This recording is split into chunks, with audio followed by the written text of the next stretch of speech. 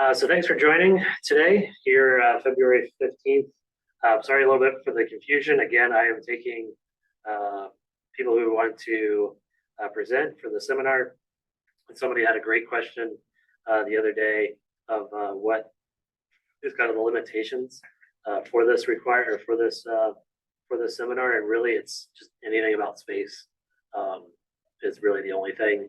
I was gonna say that there's actually a couple that are really good that I like that are really good examples of where people have given seminars that are actually just more on like space policy rather than any kind of like technical type thing. And certainly too, if it's just something that seems very basic or seems very intro-y, that's good because you've at least passing on the amount of time that you spent looking in, somebody else looking into it. That you can pass on, and it's a good way to maybe start some discussion if there's not everything answered. So for today, though, I would decide to take up the torch and talk about the Nationwide Eclipse Ballooning Project and an overview of that that Jenny Smith and I have been working on here now the last about 2.5 months, at least, that we've been selected, and we've put in a lot of work before that to try to get ourselves into a spot where we're being selected. So thanks everybody for joining, or I guess thank you for checking this out. So without further ado, I can go start.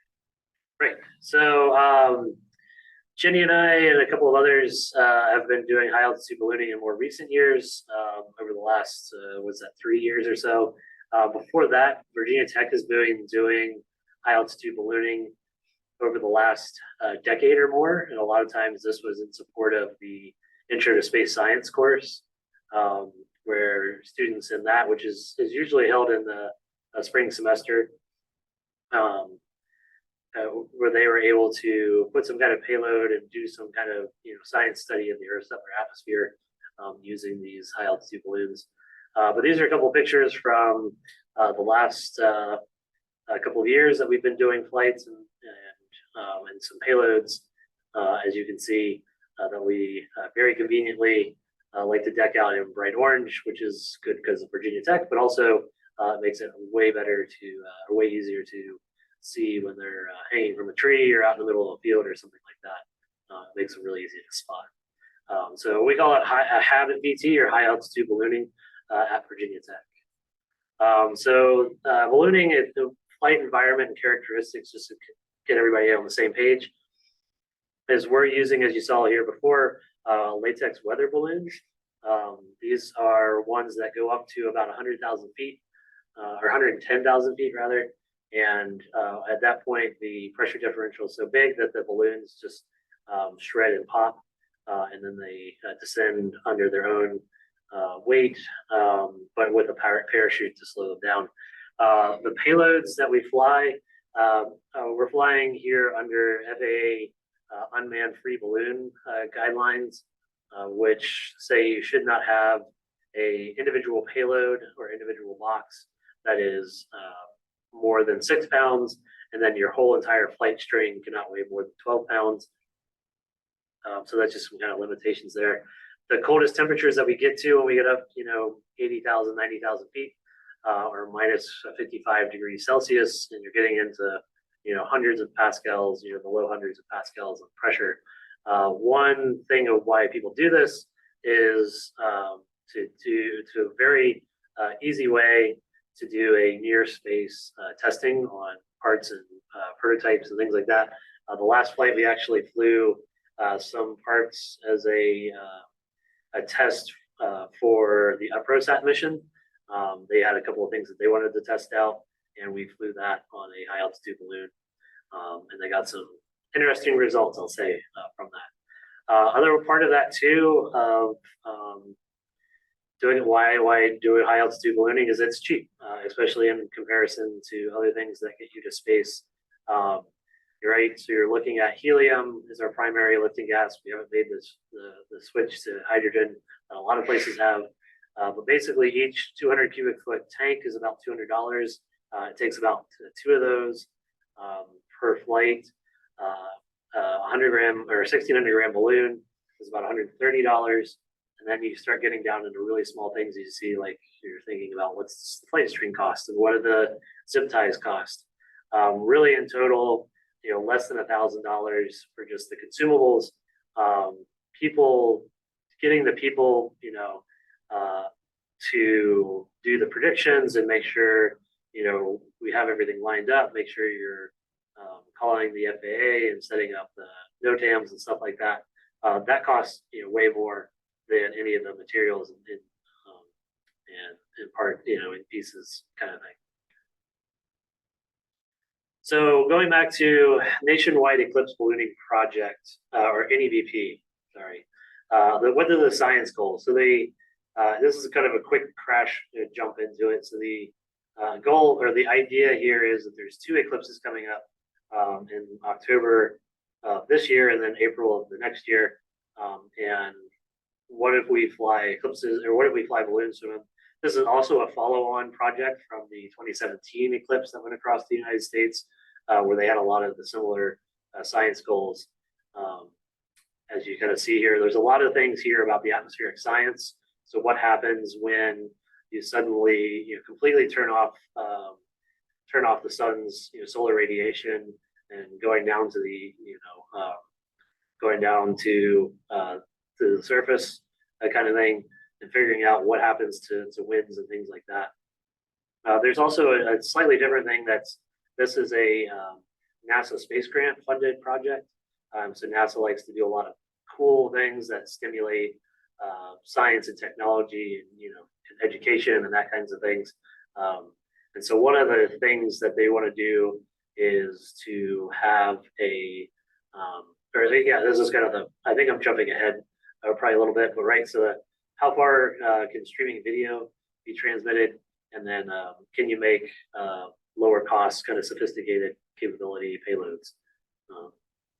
The leaders of this is the main kind of leadership organization for the whole project, is out of Montana State and the Montana State Space Grant, with as well subject matter experts you see from NASA Goddard and SUNY Albany, and then NASA's BPO is Balloon Program Office, which is actually run out of Wallops. And this is the main organization that runs the HASS mission, as well as NASA's other very larger balloons where they're flying.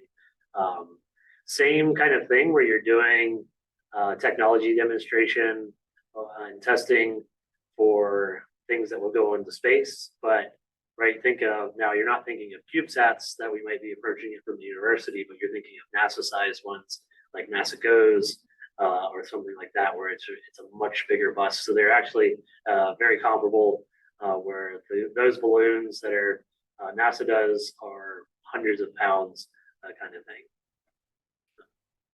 And then some kind of responsibilities or demarcation about what is the main organization doing versus what teams are doing. And as part of this project, so Montana and Montana Space Grant are providing the leadership and kind of guidance and central organization, as well as some educational support and resources, as people in my 2974 independent study course have been seeing. There's a lot of material there that we've been going through, and then also too all the necessary ground and balloon equipment and supplies is what they're providing. The good thing and good neat thing is that at the end of this project, they are not going to ask for it back. We just get to keep it here at Virginia Tech, as well as all the other teams that have been selected. So teams' responsibility is what we have to do here at Virginia Tech and funding support, and then meeting all the kind of safety and operational things. We are responsible for our own team members. That responsibility is not on the central organization. And that might become apparent here in a little bit of why. And then also too, moving towards kind of a sustainable project, right, and program. And that's one big thing, is that with all this equipment and supplies that we're going to get, that we get to keep after this, is that if we recover it and everything, we take care of it, we'll get to reuse that again and again. So that'll be a really good boost to our kind of program and kind of this group here. So they divided these science goals into two kind of tracks, is what they call them. There's one, it's called the atmospheric science track, where basically they're launching radiosondes, as you can see pictured here on the right, where you have a balloon with a parachute and then an unwinder and then a radiosonde. Radiosondes are small commercial off-the-shelf payloads that are very, very lightweight. These are actually very similar to what the National Weather Service offices around the country launch, including ours here in Blacksburg. They'll launch these twice a day.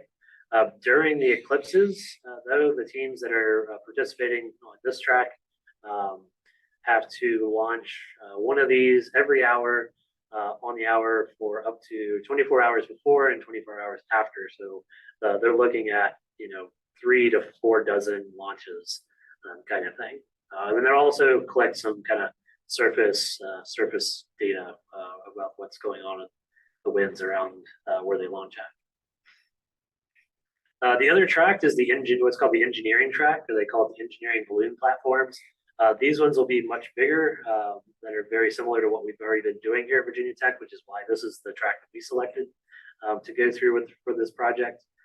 They're capable of lifting, again, up to 12 pounds and include a radiosonde, or something that's collecting the weather data, as well as high resolution GPS.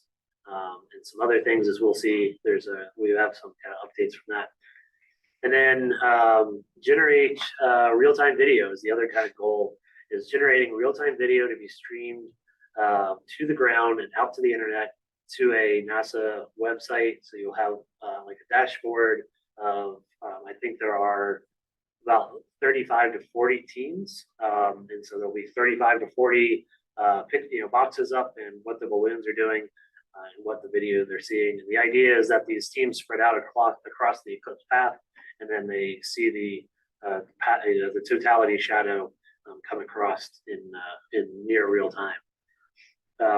So this will also include a ground station. The radiosondes will have some kind of ground station. It'll be a lot more simpler than what this one will be, because this will be more of a tracking ground station that we'll need on the engineering side in order to be able to achieve the video streaming. And the other big difference between the two is that this is just going to be one flight. So we have to make this one count. If we get it wrong, there's no kind of going back, because the eclipse is going to be gone. Again, this is a nationwide effort where they selected teams from across the country to participate in this. To not make it such a big logistical hassle, they divided this into what they call pods. And so we are part of the Southeast pod that includes University of Alabama, Huntsville, Mercer University, it's in Georgia, West Virginia University, Central Florida, North Florida, as well as Florida International University. And then there was a late addition here that we need to update this slide of St. Francis University in Pennsylvania. And the pod lead, or our lead, is actually University of Maryland in College Park. And you can see kind of the graphic here of the teams that where teams were from that were selected, and then as well on the bottom part where teams were for both sides, right? So the top one's just the engineering track, and then the bottom one is comparing or including both of those. And I think there's a little bit of errors, right? That North Carolina is colored in here, but not below. And I don't think there's actually anybody from North Carolina in this project. So our basic timeline, what are we looking at for this project?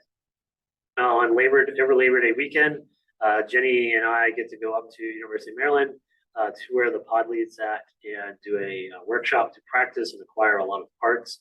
We're going to actually start getting some of these parts in even next week.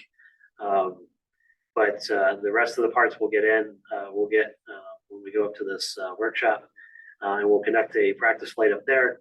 And then over the summer, once we have all those parts, I'm going to recruiting, or at least seeing, we're already kind of doing this recruiting. That's why I'm hesitating.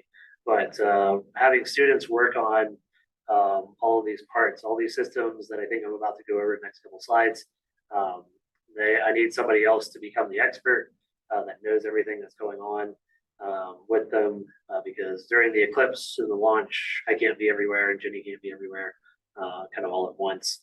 So we'll get a lot of testing and kind of practice with that. And likely around 80 hours or so, which is pretty easy over a 10-week summer, right? That's one full day. So we'll likely get up to more than that. Other thing too that we're looking to do over the summer and kind of into August and September, so like that early fall semester, is do a bunch of practice flights. We're going to do 1 or 2 practice flights as part of the independent study course here later this spring. And then over the summer, we're looking to do up to 5 practice flights. So we'll be doing a lot of, that's more than one a month, that kind of thing. And that's a long kind of big day kind of thing when you do a flight. And then it's showtime, right? So after September, we'll have the annular eclipse that's coming up in October of this year, and then the total eclipse in April of next year. And if you're not familiar with the difference between the two, basically the annular eclipse is like that graphic kind of more in the center of the slide where the moon doesn't completely cover. And the total eclipse is where it does totally cover the, which I think I'll actually go through that in the next slide. But then May 24th or May of 2024, May of next year, we'll be kind of wrapping this up and do some final reporting. So yeah, about eclipses. So the moon, as many people know, here, just as a starting point, goes through a cycle about every 29 days. It's going around the Earth. It has different phases because of the way the face, the way that we see the sun bouncing off of the moon. So in the new moon is when it's actually sort of in between, the Earth and, when the moon is between the Earth and the sun, that kind of thing. So you don't see any light bouncing off of it. And then otherwise, the opposite of the full moon is when the Earth or the moon is behind, or the Earth is between the sun and the moon. And so you see the most amount of the face of the moon bouncing light back towards the Earth. And there's 2 types of eclipses, the lunar and the solar. Here, we'll just go through the solar really quickly. And this happens at least twice a year somewhere on Earth. And there's a couple of different things that happen here with the way the light bends around cylindrical objects and diffracts around them. One of which is called a penumbrum, which causes a partial eclipse, which is kind of the light gray towards the end of this GIF or this animation. It's the larger cone, and the umbra is the darker cone. That is where the total eclipse happens. And you can have, as we mentioned, 3 kinds of eclipses. We've talked about annular eclipses as well as total eclipses, and then a partial one. And this is where basically you're not in, or the moon doesn't completely go in front of the sun, and so it might just go part of the way. And of course, this animation is not kind of a real time. The moon doesn't just stop its orbit. They're kind of in that. They're certainly playing around with some time there. So why aren't there solar eclipses every month? As we talked about, new moon is when the moon is in between the sun and the Earth, and that's because the moon's orbit is inclined, and so it's slightly tilted, and so you can get areas where see if I can do a little laser pointer so it's easier to see. So you get areas or times where the moon's orbit, when it comes around in between the Earth and the sun, is actually kind of down lower, and so this would cast more of a shadow down here where there's nowhere, where there's no Earth kind of thing. But the next solar eclipse is actually the one that we're looking to go to towards the annular eclipse. There were a couple of last year, but yeah, the next one is the one that we're interested in. And then the spell shadow, so I wanted to quickly see if I can exit out of that. Actually pull this up. Yeah, I'm gonna skip some verification. So these are some maps of what we're looking at and where these eclipses are at. These are some neat maps because they kind of show in green kind of the outline of where the partial eclipse will be, and then in orange where the total eclipse will be at, and then the blue line is where your maximum length of totality is at. Kind of, you can think about it as, because it'll be a circle, or vaguely a circle. You can think of that's moving across the Earth. That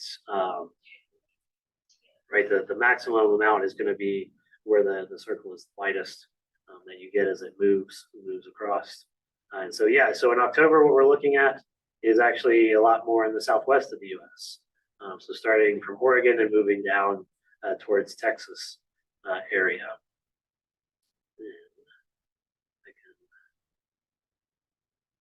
Glad these are working. Actually, when I did this in class, these links did not work.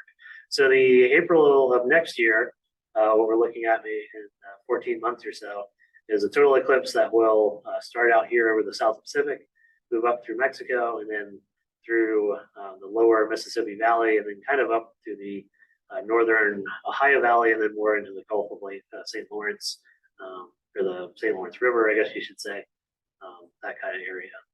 So this is where path of total eclipse will happen. Sorry about that. That's jumping over.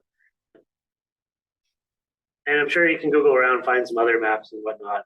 I often reference a few here and there when we're looking at planning where we're going to go. So again, we're going back, thinking back to what we're doing here at Virginia Tech. So that was sort of just an overview of the project. But what are we doing here at Virginia Tech? And I mentioned earlier that we were selected for the engineering track. And so we'll be carrying a number of payloads to try to live stream video. So here's a system overview of what all this will have on it. You see the balloon at the top right here, and then a terminated venting system that will be communicating through the XB device.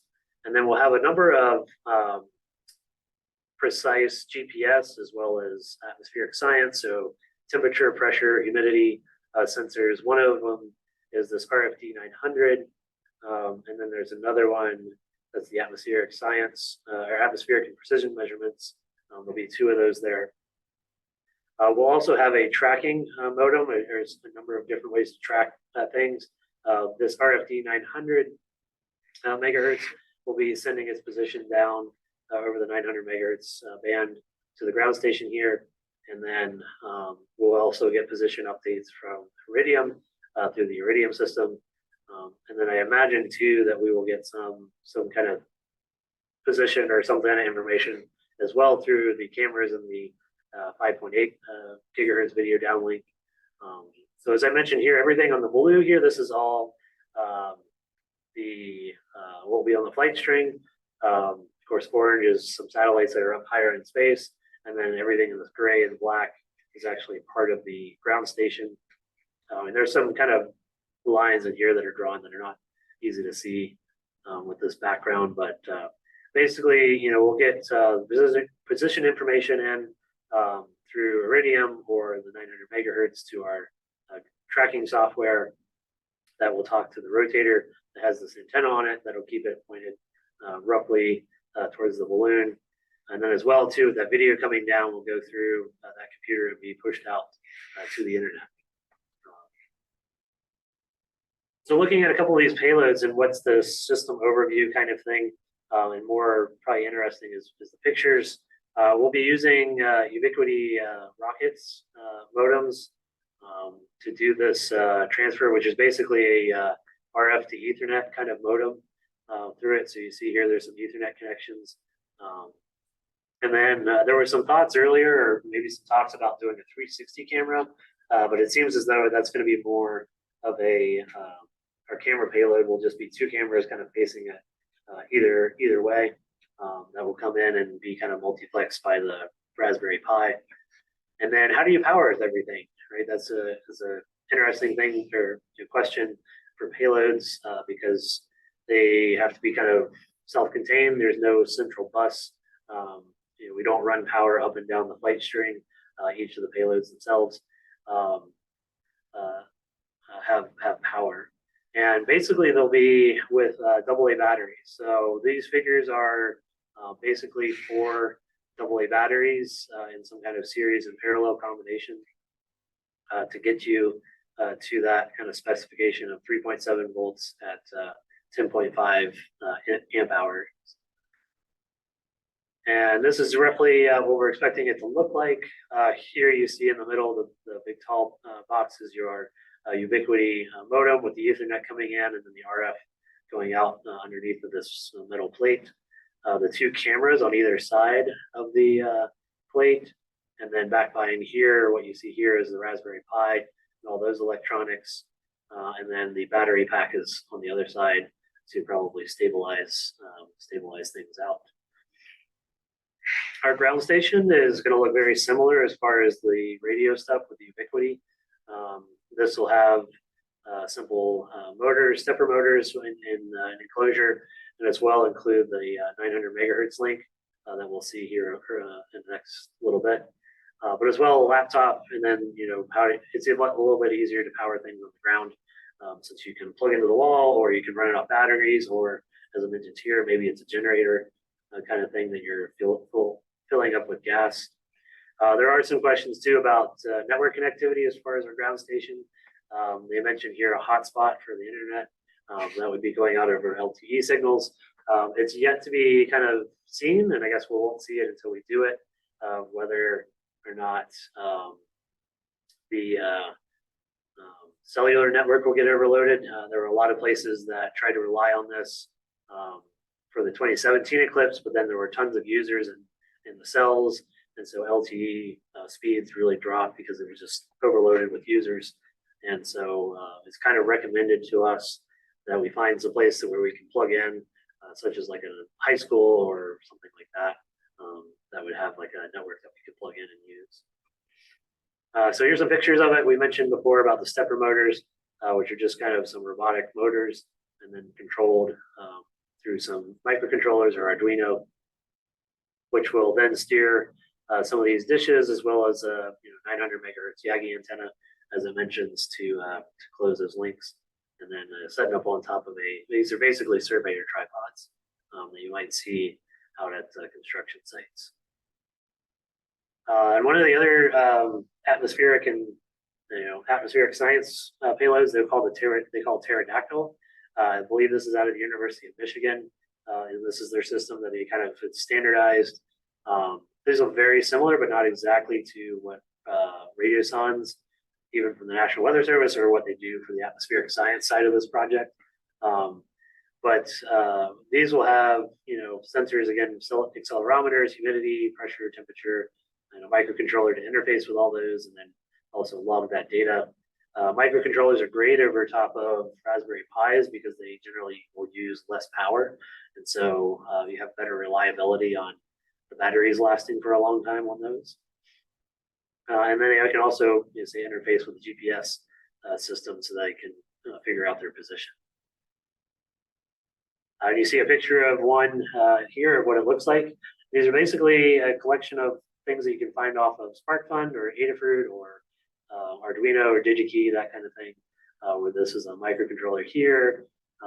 These are from SparkFun, these red ones, which might be temperature. This might be a temperature one from Adafruit, that kind of thing. They've just packaged up onto a central board to kind of do all the interfacing together. The termination system is a little bit interesting. I wanted to highlight that, where they'll have two things. One is through the XP communications, where I guess as stepping back, why do we need this, right? Why would we need to terminate or have a way to terminate our flight? This is anticipation for FAA regulations and guidelines that basically, if our balloon is not is going to endanger other aircraft that might be in the area, they'll have a phone number to call us rather, and we'll issue a command to terminate our flight so that we can get it out of the way of some kind of airspace where having a balloon is not safe. So in that case, we're likely doing it through the XP, and that is going up through a link to the Iridium satellites kind of thing. And then basically once you do that, it closes a relay, and then you run a whole bunch of current through a nichrome wire, which then will cut the kind of connection to that flight string. There's also too a timer chip in here. This is a kind of a fail-safe for, say, everything's working on the ground and you let it go, and then 100 feet up in the air, everything like just stops working for whatever reason. It's good to build things in that will bring your balloon down for you if you can't communicate and talk to it at all, kind of thing. And then the other interesting thing with this flight and what Montana has put together is generally, we said before, these latex weather balloons, they just go up and pop. They go up so altitude, the balloon stretches too far, and they pop, and then they come back down. But they've come up with a venting system where at a certain altitude, they'll actually vent out some of the helium so that we get into like more of a neutral buoyancy situation where the amount of lift that the helium is providing is the same amount of the mass that's being pulled down by gravity and that force. So we're kind of a very interesting situation. And this is probably another reason why we'll need to terminate, right? Is if we get into a floating situation, we eventually need to stop that floating, or somebody else will stop it for us. I guess it could be possible. So yeah, we'll get into basically in a neutral buoyancy situation, and this is a neat thing because then we'll be able to stay at a stable altitude for a long time and kind of see where things go as that happens. And this is a custom piece I think that's been put together. I would even suspect that this might be something that's 3D printed. I'm not sure. I haven't seen this system up close to see what this will have. But yeah, as I mentioned here, basically the cylinder here is what will be at the neck of the balloon that will clamp off, and then there's a vent that will open up and discharge the helium down this way. And then these hooks are for a flight string to attach to. So what are our plans for the eclipse and what happens in going forward with this? So as I mentioned before, consumables for this project are less than $1,000. And really the people time is, I didn't finish off this sentence. The people time is on par or more than basically that consumable cost, right? So as part of this project, we are going to have funds to take people out to and be launching a balloon for the National Eclipse Ballooning Project, as we kind of see here. But right, why not have if getting the people there is a lot of the cost, right? To rent a vehicle, to drive out there, pay for hotels. If we already have the people there, why not have a second VT driven or VT primary only flight string that's flown during the next 2 eclipses that will happen over the U.S. in the next decade or more. I was looking through this and I might have missed some, but I think there's an annular eclipse over Alaska in 2039, and then there's a total eclipse that the very end of it touches Montana and North Dakota in 2044. So we're looking at 20 years from now. Basically no reason. So what our plans are is to have enough materials and basically a second balloon and enough helium and a flight string and payloads that we're hoping to field from Space of ET or just students in general, what they want to fly during the eclipse of any kind of thing that they'd be interested in. So yeah, so we're haven't got to that point yet, but I think we will be here very soon of kind of fielding those ideas so that we can start putting those together, because the eclipse in October is coming up relatively soon. So so we want to start getting that figured out. And I think with that, that's everything I have. So any questions?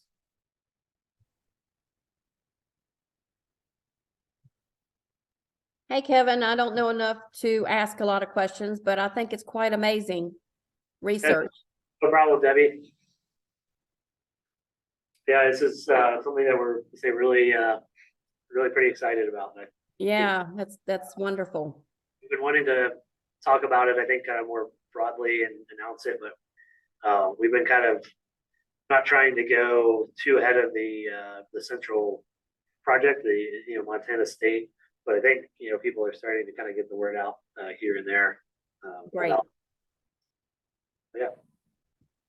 We're also, just to add something, Kevin, there's some interest with research using the big telescope that is out on the Hume Center building. to track the balloons as either practice for them, looking at fast moving objects, or at least closer objects, fast moving. But it is a good test because the telescope has only recently been put on the roof. So we're going to help them potentially, and they're going to track our flights, which would be one really cool thing actually, to catch a burst on the telescope. So there's some thinking, but not yet any actual work going towards figuring out a way for the balloon to have some kind of either reflector or something on it for the telescope to pick up for it to auto track.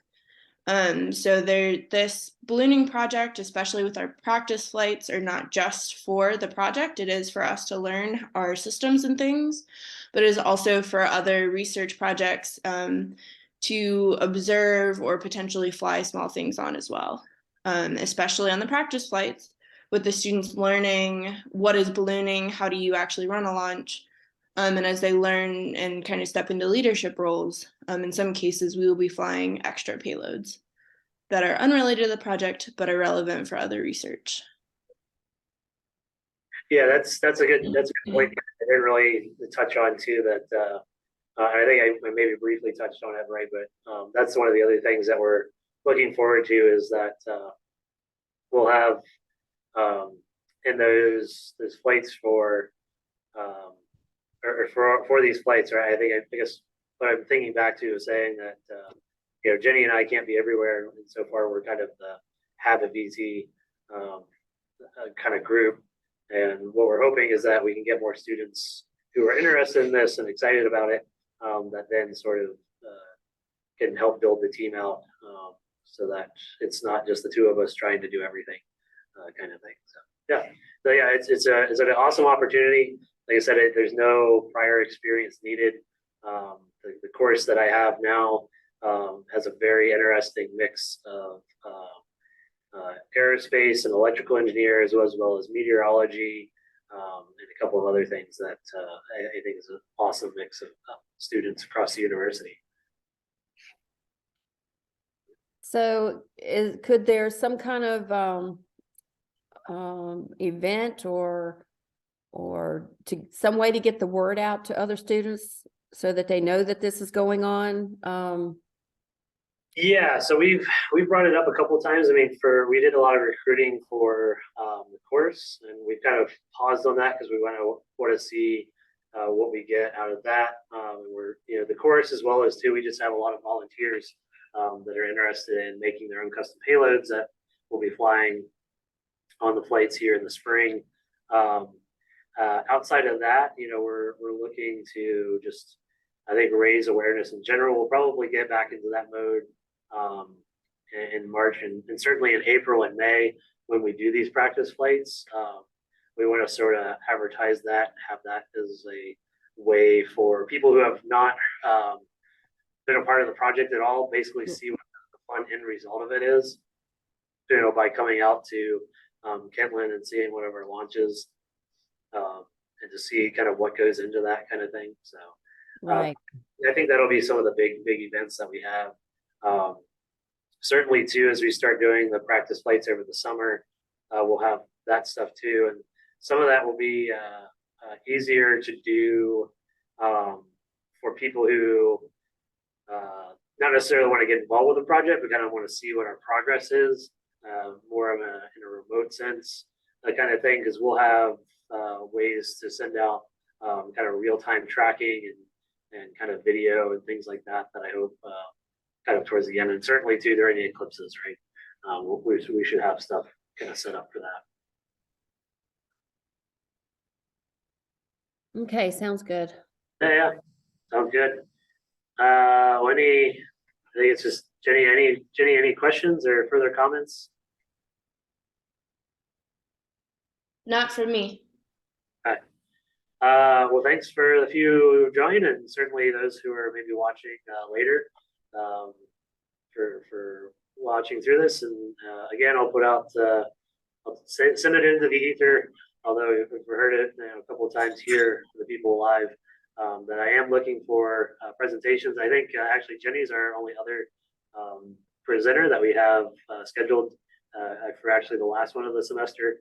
So if you're wanting to make a presentation, feel free to, or I should say, email me as soon as possible, so we can start kind of getting your information and figuring out what exactly it is you're wanting to talk about. But otherwise, I'm going to enjoy some cookies. But everybody else have a great day. Thank you, Kevin. Thank you. Y'all have a good day too.